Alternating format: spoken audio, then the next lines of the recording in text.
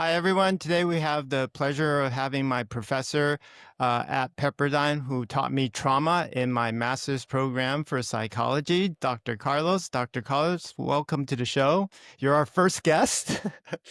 I'm honored, Vic. Thank you so much for having me here.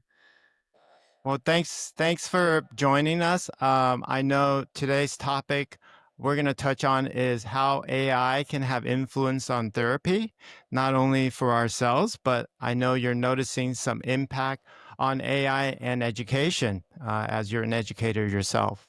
Do you mind maybe giving us a little bit of background about yourself before we go into the topic? Absolutely, not a problem. So I've been Thanks. teaching now, I think at Pepperdine for about 10 years. I taught trauma for about 7 years. Um, I also teach at a couple other universities and I'm on dissertation. I also have my own practice.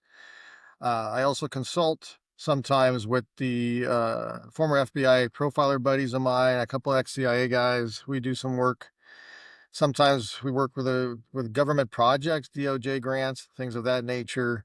I've written a couple of books. Here's my shameless plug, folks. One of them was Apocalyptic Psychology, which was the first one that got me introduced into the world of crime. That was about how terrorists recruit, especially ISIS.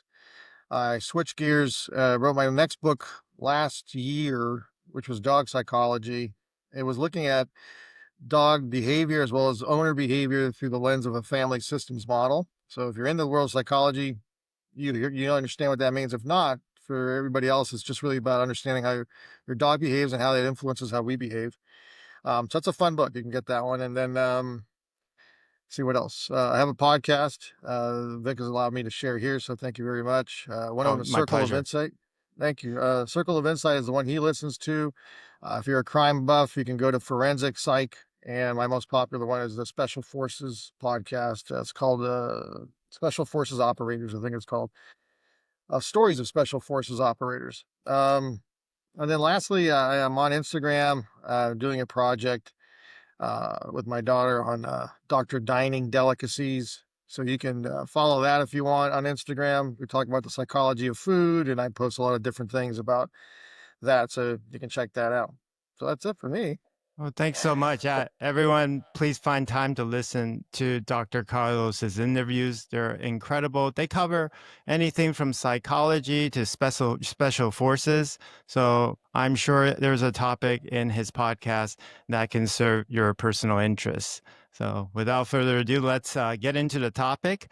Uh, I have found that AI is impacting the way we're producing content, especially on podcasting. It's definitely streamlined the way for me to at least curate the type of information that goes into the title and description specific for SEO.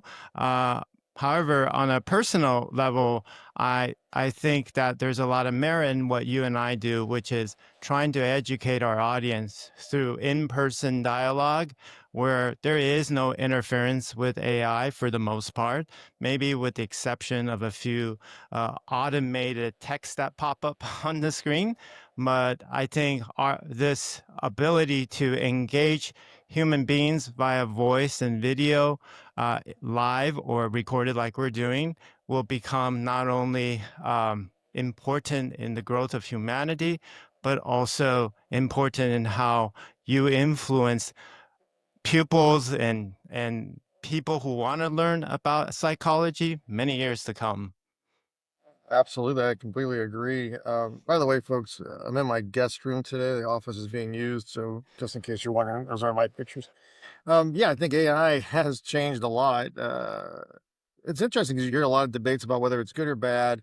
It's making people think less and all this other stuff, which actually is not necessarily true. There's a lot of ways for people to think more because you can do it. AI is only as good as you are and how you prompt it.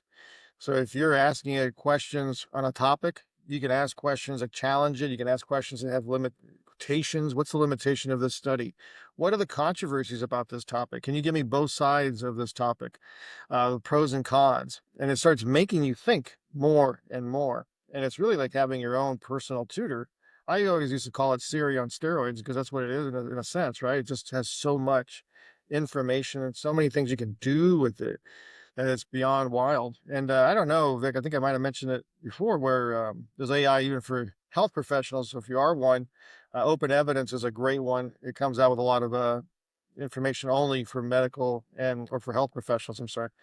That's about it, but that's a good one. But I think AI definitely does help us to think better. And I definitely see it effective in podcasting. Yeah, my cousin, who's a dermatologist Yeah. at Kaiser, uh, actually shared open evidence for me. And I have been fact checking all my podcasts using open evidence with the transcript. And certainly, there's a little bit of hyperbole in there, and it helps me recognize when I exaggerate points. And I think part of the exaggeration uh, is emotion, because a big part of my channel is trying to help people to move. So I really want them to get out to move, and sometimes that tone gets a little bit exaggerated, and AI will say, hey, the research studies don't exactly say that in that manner, and then I go back and I edit it. So what a wonderful point. But it does give me perspective and someone to speak to on a topic with immense knowledge behind the database. So I totally agree with you. You make some interesting points too, and I don't want to veer the conversation too far away, but I think one, AI was created by two guys from I think it was Johns Hopkins and UCLA.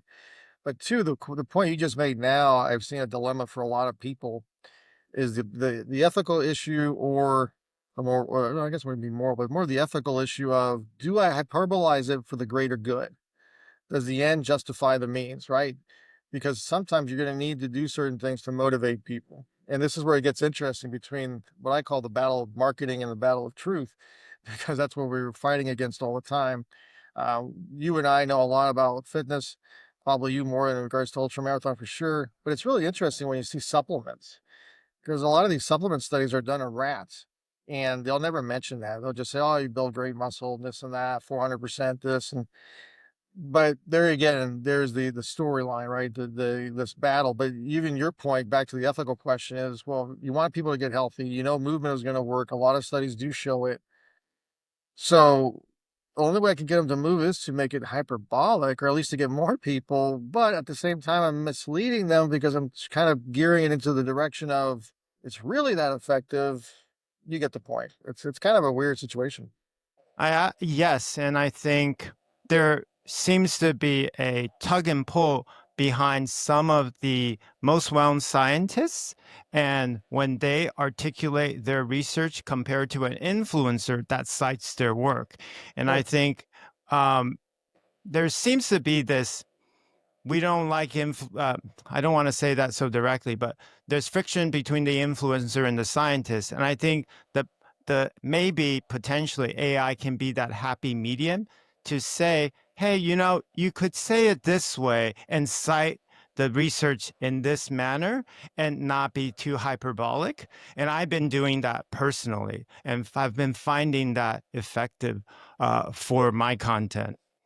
That's great. Yeah, I'm sure you have a much more sophisticated, educated crowd that probably is aware that if you understand science, you understand that it's nuanced. It's just the way it is. Every study, as I mentioned in the class, every study is a piece of the puzzle. So just because you get a study, it doesn't mean it's the end all. And yeah, 20 years ago, we didn't get as many studies. People never got access to primary research 20 years ago, really rarely. If you were to look up research, you had to go through the New York Times, Wall Street Journal, some paper. That was about the end of it, maybe a book. And then you're now, if you go through a book, you're behind the eight ball by 2 years or whatever it is. So in today's world, it's huge, but I think I agree. The scientists and the influencers are battling because the scientists don't like the idea of their. It's kind of funny because they don't like the idea of their results being distorted. At the same time, they know the influencers promote their product because it is a product. Universities make money off of these research projects as well, and so do the lead researchers. They're going to make money and they're going to keep their job. So the publicity helps. There's something else that's kind of interesting. I don't know if you know that I think it's like 45% of abstracts are either hyperbolic or the opposite of the results. So this is kind of interesting because I'm wondering how many of these scientists, What a great uh, topic. yeah, another mess that we don't have to get into today, but it is interesting to see. One thing I try to do is of when I cite a research study that I think would benefit my audience, I try to execute what the research says in physical form. So I'll go out and perform the exercise, record it, and post it. So they actually have a reference, not just words or video. So that's something I've been mindful of. And I think to your point, there's so much abstract and how these research are conducted, and even scientists amongst themselves will often criticize each other for the sample size or how the control is done, the confounding variables.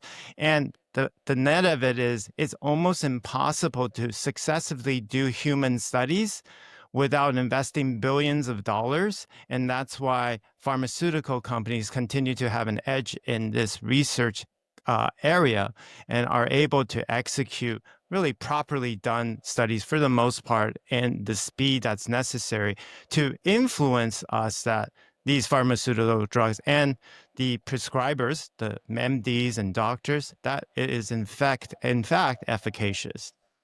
Oh yeah, don't bring the pharmacies in. That's another big one too.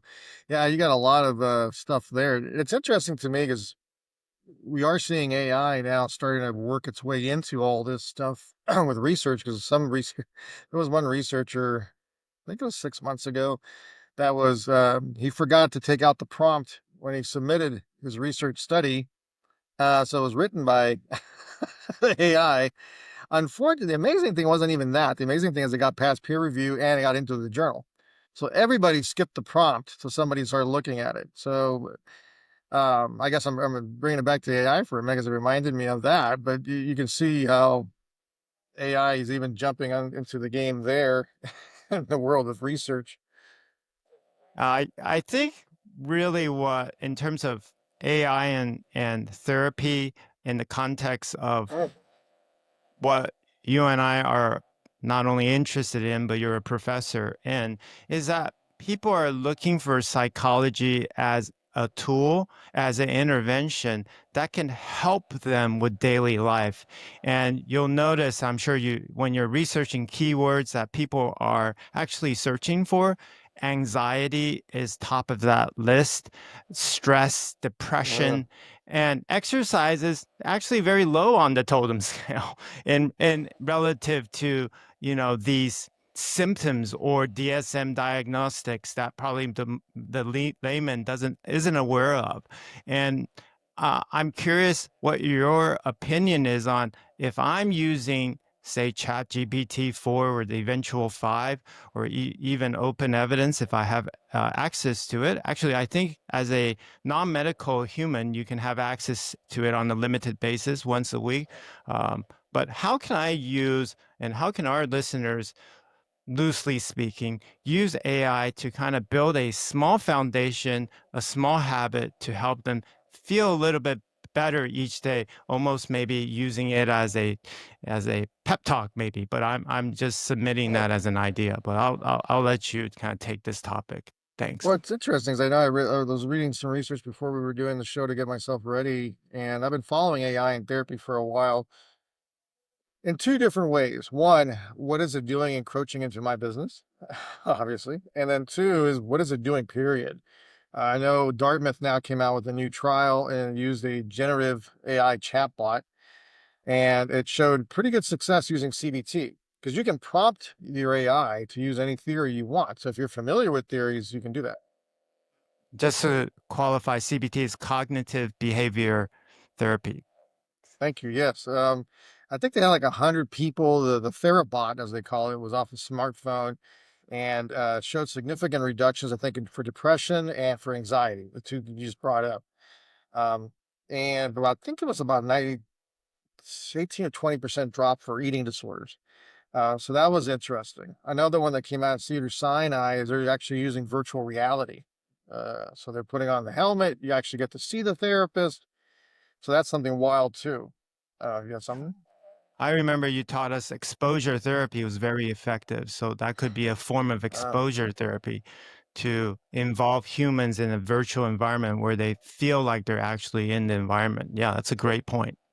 And bringing that up, I think I was studying the BMC psychology that she looked at an AI-powered friend chatbot working with PTSD in crisis situations, not the virtual reality one, but this particular Therabot dropped, I think it was like 30% in Hamilton rating scale, which is the common scale that they use to measure depression for people. So it was quite a bit of a drop there. It helped with anxiety as well, dropping it like 40%, 50% drop there. And folks, when I say that, just be careful because there's a lot of factors included in that. When I say a 40% drop, we don't know for how long, we don't know how effective was it. Some people get better just on their own. We know people with depression, at least not major depression, but depression, mild depression can get better on their own for 6 to 9 months without seeing anybody. Now it could be faster if you did. Anxiety is the same thing. But yeah, the Therabots have been interesting. I know some company, I forgot the name of it, is putting in millions of dollars. And what they're doing now is creating an avatar that can read your faces. I think it's in either China or Japan. It can read your faces, your facial expressions, micro expressions. It can also listen to the tone and the words you're using and analyze all that to give you feedback as a therapist. So I don't know if you're a fan of Marvel Cinematic Universe, the MCU, or not. If you are, and Agents of Shield, when they had that robot, forgot her name, Ada or something, where she was reading the people's pain or whatever it was in the show, it's not too far from reality. Yeah, I see a world where we do intake via bots, and that bot then filters through the intake, then submits the results to an actual psychologist, psychiatrist, doctor, or even therapist. And then from there on, there's some automated system that says, okay, continue to take this drug or not. Because I think one of the deleterious aspects of drugs prescription is follow up may not be so instant. So you don't really have real time feedback. And there is placebo effect associated with any types of drugs. So I think hopefully with the adoption of AI as a tool that helps psychologists and therapists, that it can reduce the intake of drugs that are not necessary, but of course, Mm, and help personalize the dosage so that it not only is effective, but maybe that dose is just mixed together with some form of activity like exercise or non-exercise activity, thermogenesis, which is like fidgeting.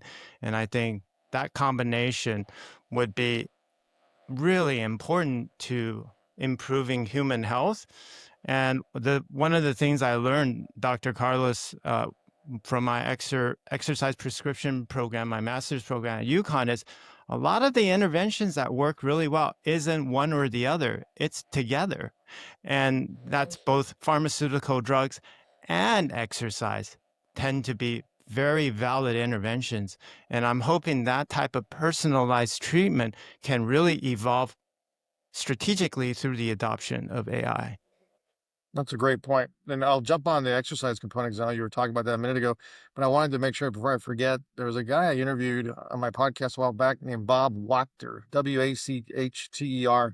He was the head of he is the head of the medical department over at the University of San Francisco, but he has installed I think in every doctor's training program there. So when they actually see patients during their rounds, AI will sit there with them, I guess, in some kind of laptop version, and they collaborate. They put the data into the AI, and the doctor, the intern, and as well as the computer, the AI are trying to diagnose the patient, see what the treatment would be. So they're actually incorporating, just like you said, in regards to having almost a collaboration between AI and the mental health professional.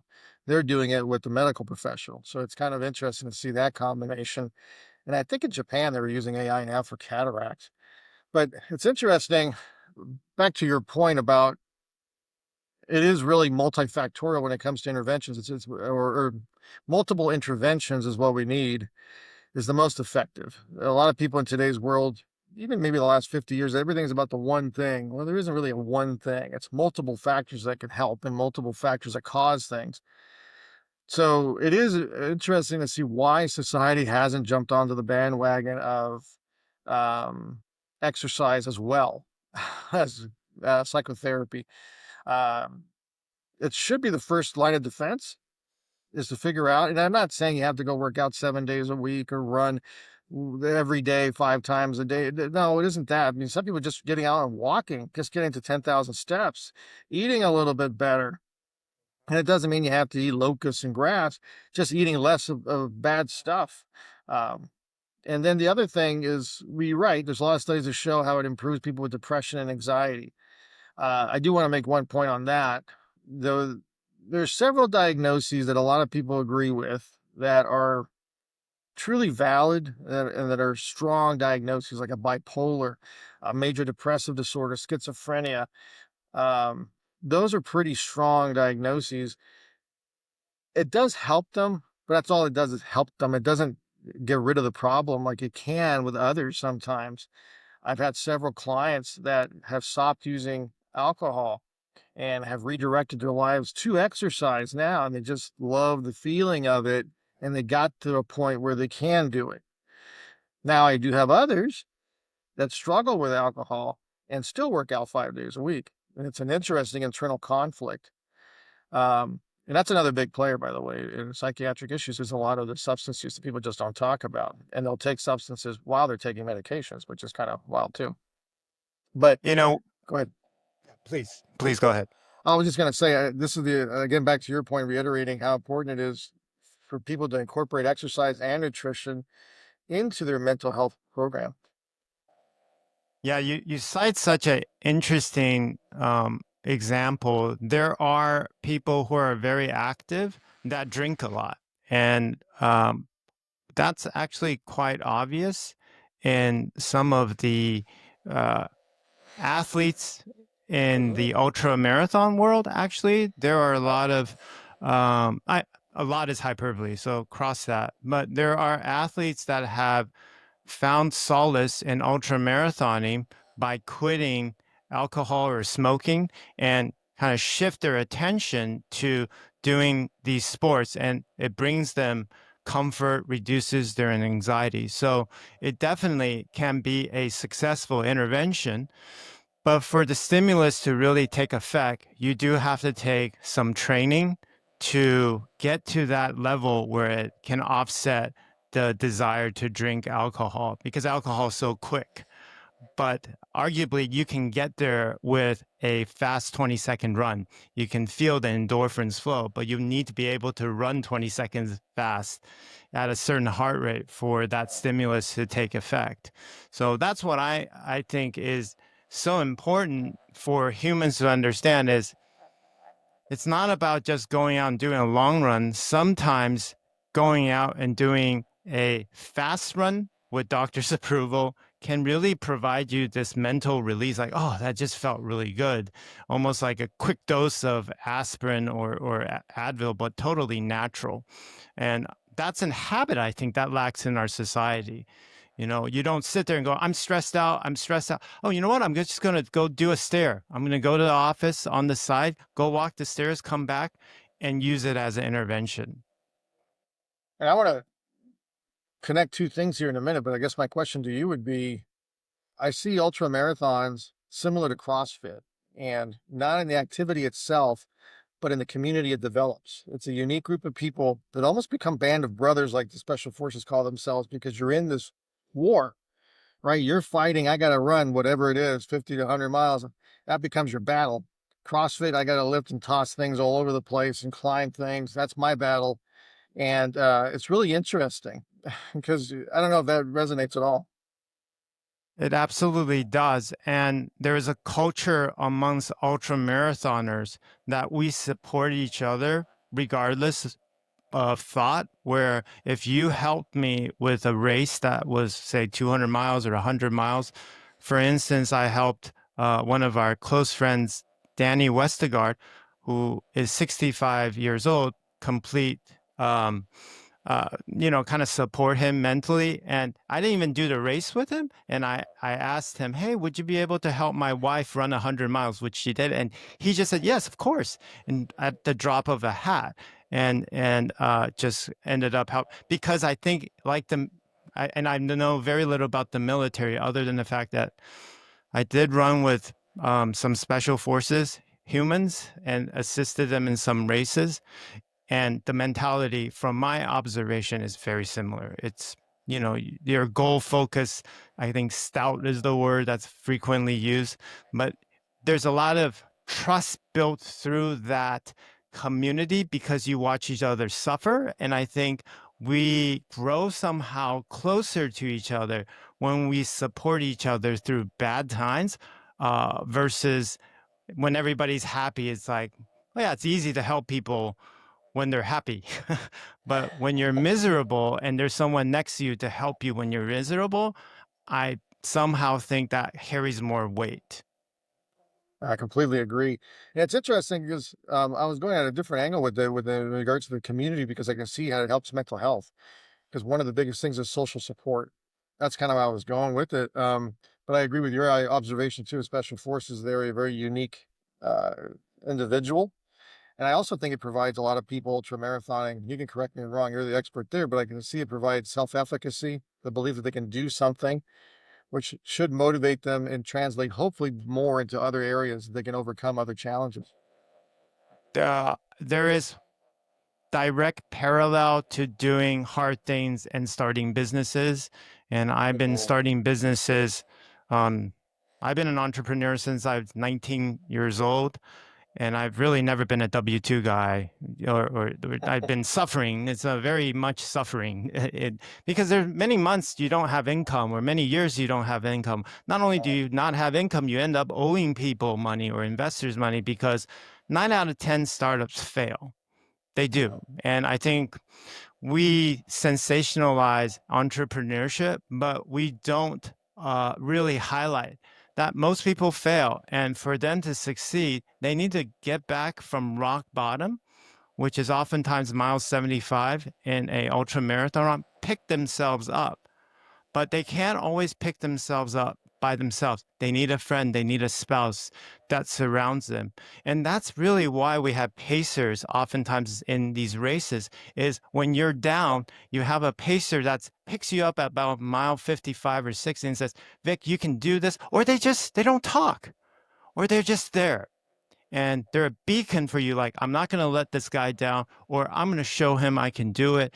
All those parallels with doing startup is incredible. And I think on a net basis, it's almost identical, except I would argue that doing startups is actually much harder than doing ultra marathon.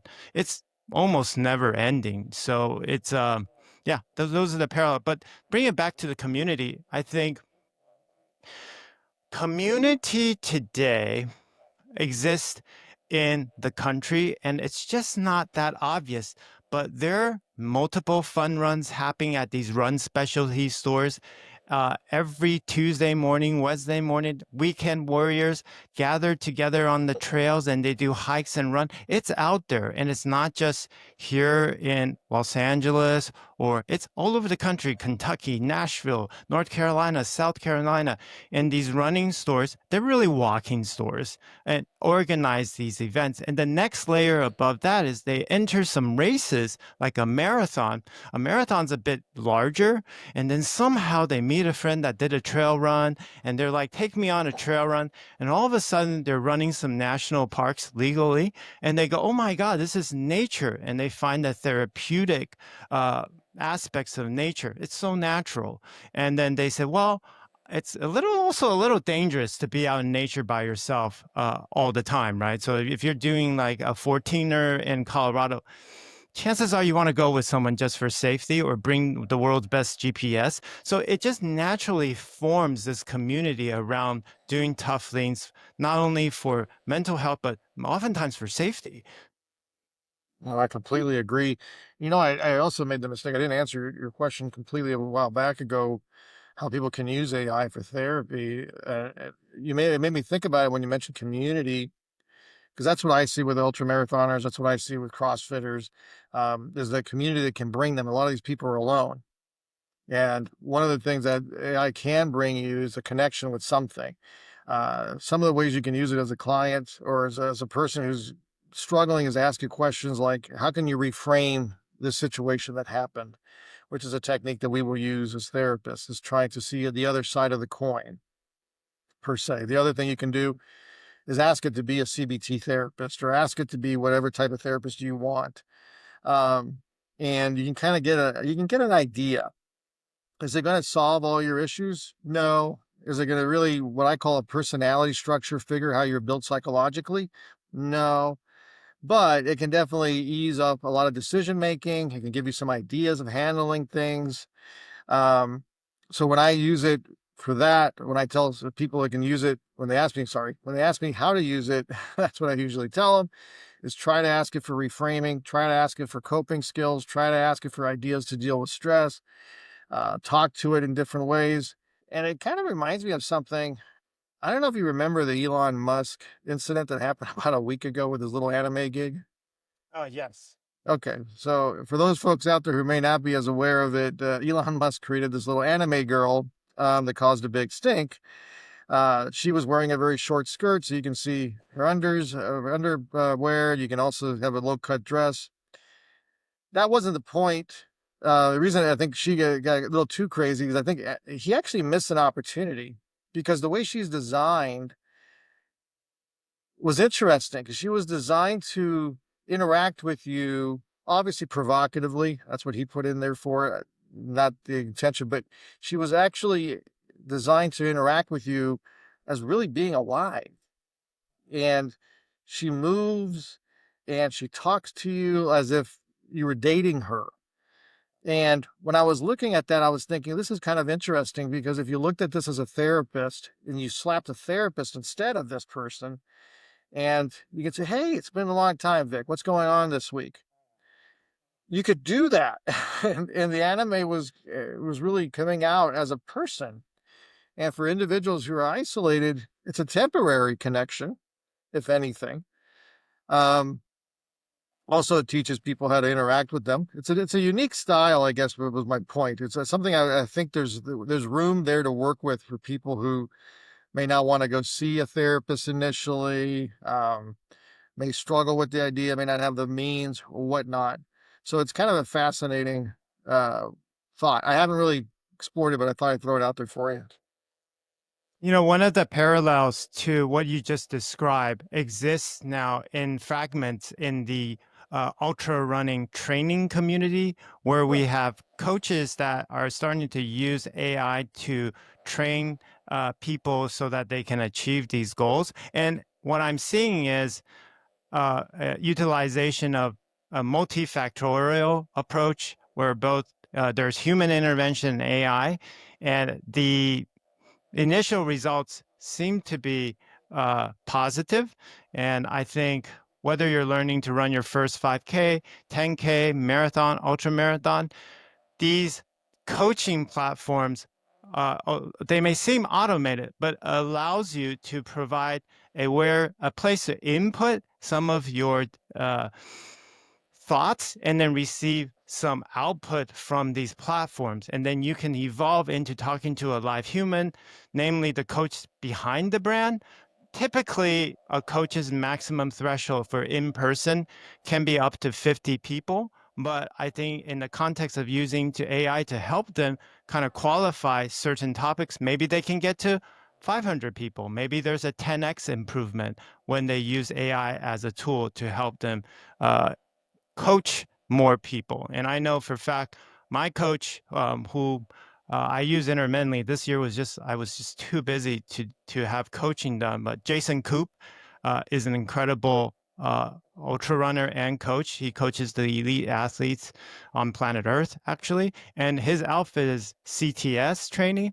And I know both Jason CTS are really doing deep dives into not their intent has never been, oh, I'm just going to sit back and let the bot do everything for me. It's never been that way. It's like their mentality is like, how can I help more people enjoy trail running?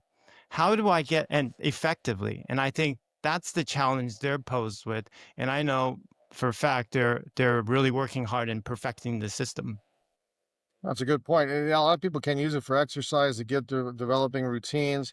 I hate to say, but the world of personal trainers are really on the hook here because when I've used AI just to test it out, I know several friends of mine have created apps like also like Carbon from BioLane.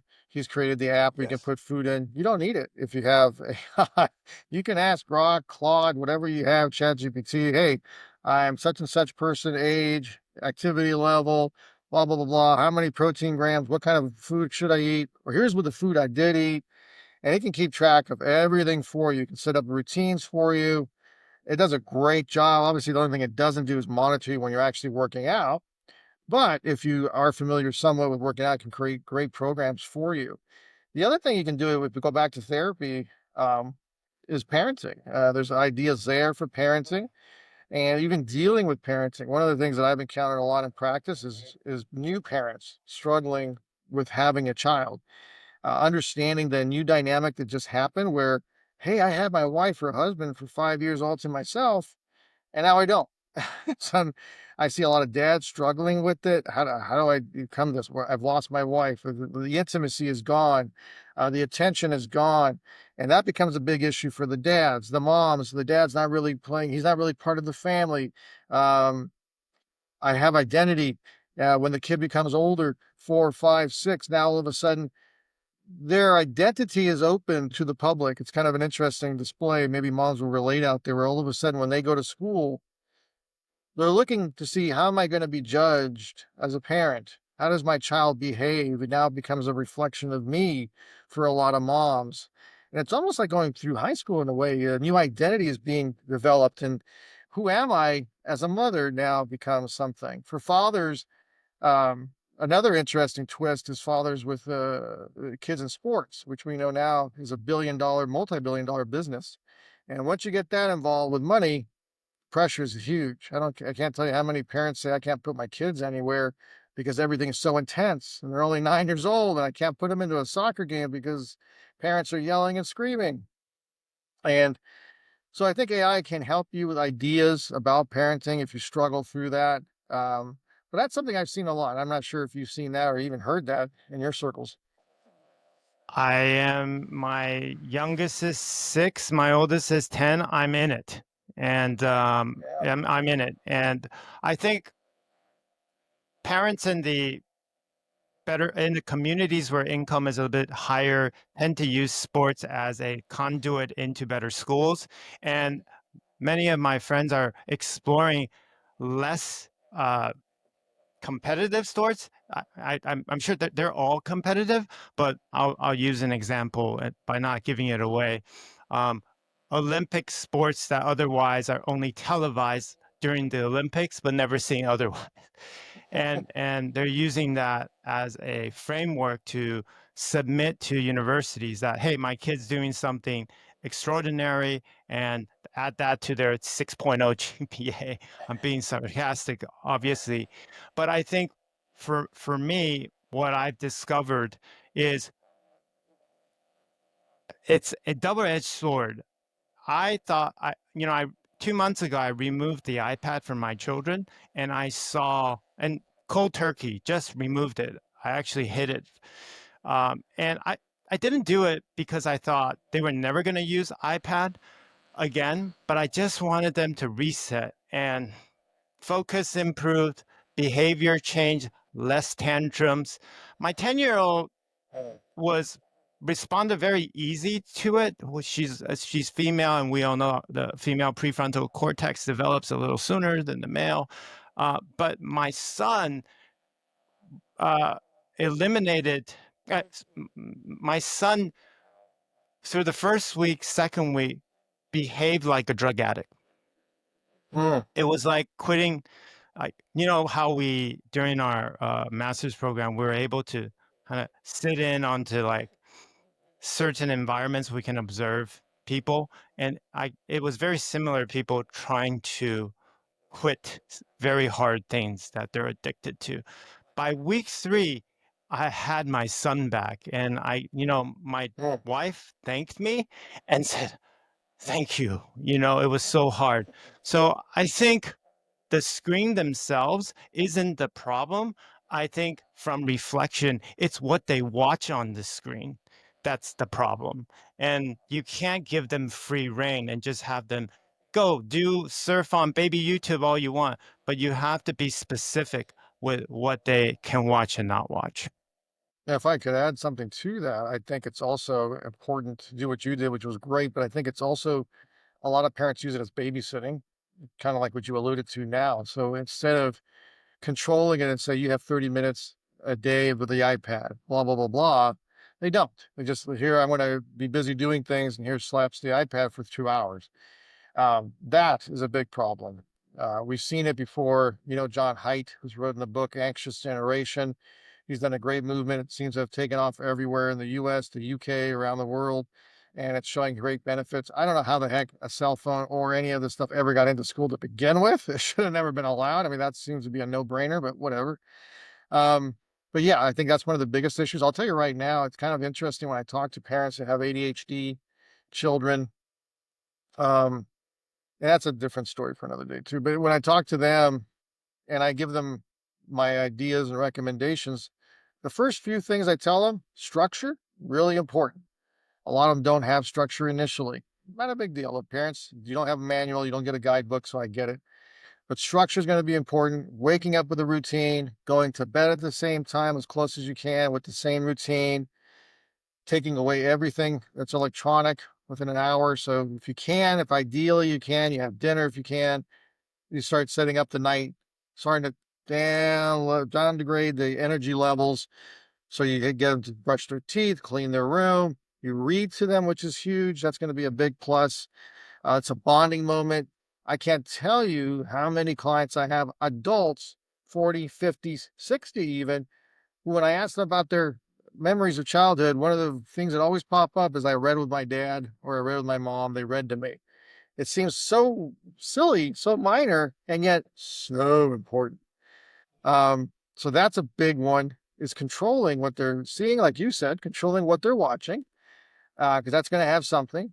The old phrase "GIGO," right? Garbage in, garbage out. So I always recommend Daniel the Tiger. It teaches a lot of kids good emotional regulation and understanding what their emotions are. That's always been a good one, if you're going to watch anything at all. So yeah, really important controlling it, providing structure and discipline. Easy ways to start fixing a lot of the misbehaviors. Also, believe it or not, spending time with them. Spending time with the child. Parents come home, they're tired, they've worked all day, and I don't understand why the child is just always just trying to get my attention. Well, because they haven't seen you all day. That's why they want your attention. So yeah, it's not the easiest thing when you come home to go straight into it. And this is a tip, if I may, for dads or moms out there. When you come home after work, this is something I get a lot, is decompress before you interact with your family. If you get off at 4:30, 5, tell your wife or your husband, hey, I want to get 30 minutes before I come in. Do something you want to do, whether it's whatever it is, looking at the news, listening to your favorite podcast, walking around, working out, then go home and give it all you got, because you probably have an hour or two with your child if they're little, and then they go to bed, and that's all you got. But they won't forget it. It'd be much easier for you because you're not coming off the stresses of the day and landing right into who knows what when you get home. And it helps a lot their relationships. Take walks with your children. And my last comment here is always, if you can, always put them to bed. So if the mom is putting them to bed, the dad should at least come in, give them a kiss goodnight, and walk away. They won't forget that. They don't forget the good mornings. They don't forget the good nights. I can't tell you how many Wow, adults I still hear about it. that's incredible insight. Think I made the entire podcast not just worth it, but I think every human on planet Earth that's a parent or a child could appreciate what you just said. And maybe as we evolve into AI and therapy, in a perfect world, your iPad says, Mommy's coming home soon, Daddy's coming home soon. So, and there's some type of hybrid that not only alerts the mom to say, okay, Dr. Carlos says, take all your anxiety and park it outside the door. You're about to meet your child and then enter into that relationship. So it's, you're getting some assistance from AI on your screen, but not in a deleterious way, but in a productive way. I could see that actually being creative in the car. Now that I Oh, think yeah. about it, an AI therapist in the car as you're getting home. talk about your day, organize yourself. 'Cause now they're using them. Some are using them as personal planner to kind of people, or I forget what they're called now, but they can use them as that and, structure my day to day. This is what happened. How do I get ready for my kids? What are some good ideas? And maybe they can play music for you, kind of like Alexa in your car kind of thing. And, no, I think that's a great idea. A combination of a hybrid of technology and tradition. Yeah. Thank you so much, Dr. Carlos, for all your insight today. And I think we touched on many different points, and hopefully I can have you back on the show again, and we can maybe zero in on some of the topics that we covered today with a bit more specificity, and enlighten, have you help us enlighten our audience with other toolkits that you have, that we obviously cannot cover in a 45-minute session or 15-minute session. But if you will, could you help me close this session with maybe your top 2, 3 tips that you can Oh, submit to our audience with or without AI from a psychology point of view, um, as you're the PhD, that can help them maybe improve their lives a little bit. Thank you. absolutely. Thank you again for having me on the show. And I think it'd be a good one to have. And if we ever come back, is the parenting would be important. I think for a lot of individuals, there's a lot of people struggling with that.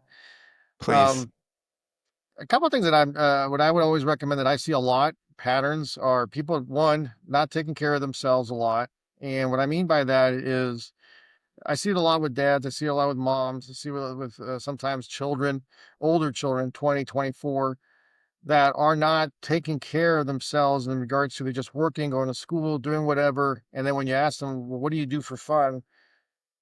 They don't have a clue. And it's really important if anybody remembers the feeling when you go on vacation, how distant everything seems from your regular life. When you go, for instance, if you're not in Hawaii and you go to Hawaii, all your work and your problems in life seem so far away. And when you return, it feels like it's eons ago that you were there. And if you can find things that can take you away like that, I think it helps a lot for your mind to escape and get away from the rundown of every day. Um, for instance, if you get into a TV show that captivates you, I always recommend sometimes serial shows that leave cliffhangers because they give you something motivating to look forward to every day while you're watching the show.